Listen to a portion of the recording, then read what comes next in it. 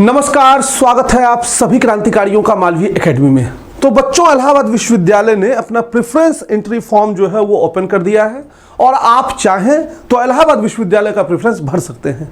लेकिन इलाहाबाद विश्वविद्यालय अपनी पुरानी आदत की भांति इस साल भी गाइडलाइंस को लेकर बहुत क्लियर नहीं है। यहाँ तक कि यूनिवर्सिटीज़ में कोर्सेस जो है वो 3 ईयर के रन होंगे, 4 ईयर के रन होंगे, या किस तरह से उनके प्रोग्राम्स आगे जो है वो रन होने वाले हैं, इसको लेके भी कोई स्पष्टीकरण नहीं है। इसके साथ और भी कई लूप होल्स हैं जो संभवतः आपको देखने को मिले। लेकिन फिलहाल कुछ सब्जेक्ट कॉम्बिनेशंस मैं आपको इलाहाबाद विश्वविद्यालय का दिखाऊं। वैसे तो सब्जेक्ट कॉम्बिनेशन इलाहाबाद विश्वविद्यालय का जैसे नहीं पूरी के साथ आपको दाल खाने के लिए दे दें और चावल के साथ जो है आपको खाने के लिए हम जो है वो पूरी दे दें, चावल और पूरी के खाने के लिए, उसी तरीके का इसका सब्जेक्ट कॉम्बिनेशन होता है।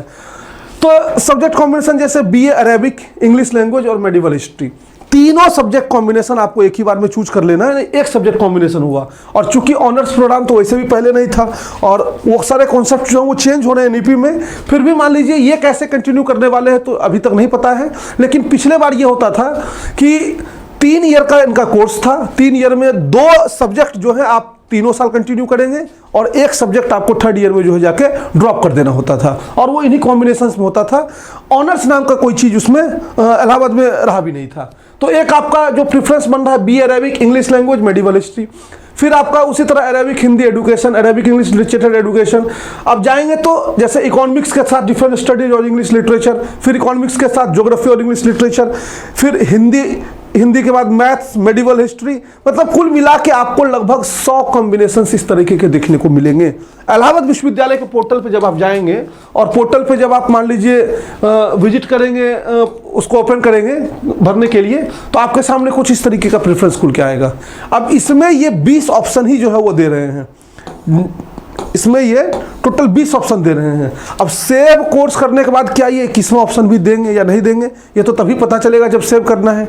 अब किसी बच्चे का हम सेव तो मान लीजिए अपने मन से कर नहीं सकते हैं, तो हमने 20 तक अभी देखा। अब इससे हमारे मन में 2, 4, 5 सवाल आ जाता है। सवाल क्या आता है कि साहब मान लीजिए इलाहाबाद वालों ने कहा कि हम बीसी प्रेफरेंस भरने देंगे, तो अधिकांश बच्चा जो है वो तो प्रेफरेंस भरते वक्त बेस्ट सब्जेक्ट का चॉइस करेगा। जैसे मान लीजिए हमको ज्योग्राफी चाहिए, डिफेंस स्टडीज नहीं चाहिए, छोड़ देंगे। डिफेंस स्टडी नहीं चाहिए, लेंगे क्या भाई? डिफेंस इंग्लिश नहीं चाहिए, ज्योग्राफी साइकोलॉजी इंग्लिश चाहिए, डिफेंस स्टडी नहीं चाहिए तो कोई नहीं ले पाओगे। 1, 2, 3, 4 दिया है, ये केवल एक बच्चा मान लीजिए ज्योग्राफी, साइकोलॉजी और इंग्लिश लिटरेचर, तो एक हमने मान लीजिए यहाँ से चूज कर लिया, दूसरा हम जो है कहीं और से चूज कर लेंगे। तो बच्चा तो वो 20 चूज करेगा जो बेस्ट सब्जेक्ट होगा। 80 कॉम्बिनेशन इस टाइप के कॉम्बिनेशन जो होंगे, पर्शियन, फिलॉसफी, मेडिवल, हो सकता छूट ही जाए ये कॉम्बिनेशन, कोई इसमें भरे ही ना। और ऐसे ढेर सारे ऐसे कॉम्बिनेशन बनेंगे, सितार, संस्कृत, इंग्लिश लिटरेचर, ये सब कोई नहीं भरेगा। ऐसे क्या होता, 100 प्रेफरेंस अगर भरवाते तो कम से कम किसी को 88 नंबर अलॉट कर देते, किसी को 89 नंबर अलॉट करते, अलॉटमेंट तो कर पाते हैं। अब ये अलॉटमेंट कर ही नहीं पाएंगे अगर इस आधार पर इतने पे ये रोक के रखेंगे, क्योंकि 20 प्रेफरेंस ही ये भरने को दे रहे हैं और मुझे नहीं लगता है कि 20 प्रेफरेंस से सारे बच्चे जो हैं वो, कई ऐसे कॉम्बिनेशन आएंगे जो नहीं भरेंगे। तो इसके बाद इनके पास यही ऑप्शन बनेगा कि भरो कुछ तुम, हम देंगे अपने मन से। जैसे होता है ना एग्जाम में कई बार क्वेश्चन पूछा है, बच्चा लिखेगा आंसर अपने मन से, तो इलाहाबाद विश्वविद्यालय में हो सकता है यही करे कि आप कुछ भी भरिए, जिस हिसाब से आपका मार्क्स होगा उस हिसाब से ये देगा। नहीं तो जिस तरह से पिछली बार इनकी सीटें खाली गई थी, उसी प्रकार से इस बार भी इनकी सीटें जो है वो खाली जा सकती हैं, इसमें कहीं कोई संदेह नहीं है। पता नहीं इनका एडमिनिस्ट्रेशन किस तरह से काउंसलिंग की प्रक्रिया को जो है वो लिया है। लेकिन फिलहाल आप अपने सब्जेक्ट का चॉइस कैसे करें, इस पे लेके ढेर सारे क्वेश्चंस आएंगे कि सर ये वाला ऑनर्स तो है नहीं, ये वाला सर सब्जेक्ट कॉम्बिनेशन बढ़िया है, ये बेहतर है।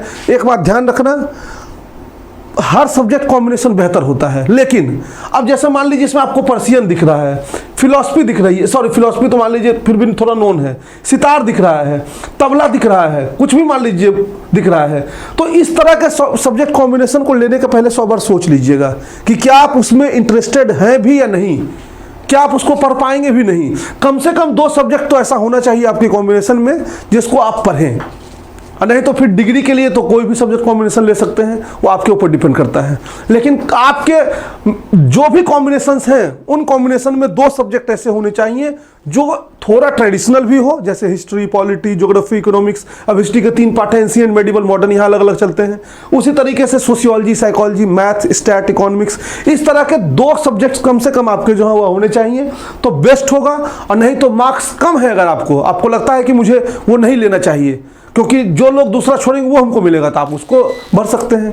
ये तो टोटली आपके ऊपर डिपेंड करता है। लेकिन हाँ, हमारे हिसाब से बेस्ट वो होता है कोई 2 कॉम्बिनेशन अगर आपको पढ़ने वाला इसमें मिल रहा है। जैसे मान लीजिए हमको देखने को मिल रहा है अरेबिक, इंग्लिश लैंग्वेज और मेडिवल हिस्ट्री। हो सकता है अरेबिक हमको ना आए, लेकिन कुछ नहीं लेंगे तो कुछ, मान लीजिए मार्क्स कम है तो कुछ नहीं मिलेगा, तो हो सकता है इंग्लिश और मेडिवल हिस्ट्री तो पढ़ लेंगे कम से कम इसी बहाने। तो इस तरह के कॉम्बिनेशंस को आप खुद से बिल्ड करेंगे। और बाकी इसमें हम क्या ही अरेंजमेंट करके दें कि 1 नंबर ये है, 2 नंबर ये है, ये कोई नहीं दे पाएगा। ये कोई भी अगर दे भी रहा आपको तो कोई मतलब उसका बनता नहीं है। 1 नंबर पे इसको रख लो, 2 नंबर पे इसको रख लो, इसका कोई आधार नहीं है। ये टोटली डिपेंड करता है आपका इंटरेस्ट उस सब्जेक्ट में कितना है। अपने इंटरेस्ट के हिसाब से, जैसे आपने अलग अलग विश्वविद्यालयों का प्रेफरेंस भरा होगा, उससे चूज करिए। टॉप 20 प्रेफरेंस आप निकाल लीजिए और फिर इसमें फिल करिए। देखिए क्या वो टॉप 20 में आपको भरने के लिए उसके बाद 21वां भी दे रहा है। अगर नहीं दे रहा है तो फिर उसमें आगे इलाहाबाद विश्वविद्यालय जो भी गाइडलाइन जारी करेगा उसमें हम आपको आगे की बातें बताएंगे। बाकी अगर कोई क्वेरी हो तो कमेंट बॉक्स में पूछिए। मिलते हैं फिर से अगले वीडियो में। तब तक मस्त रहिए, स्वस्थ रहिए। All the best, love you all, keep smiling and have a good day.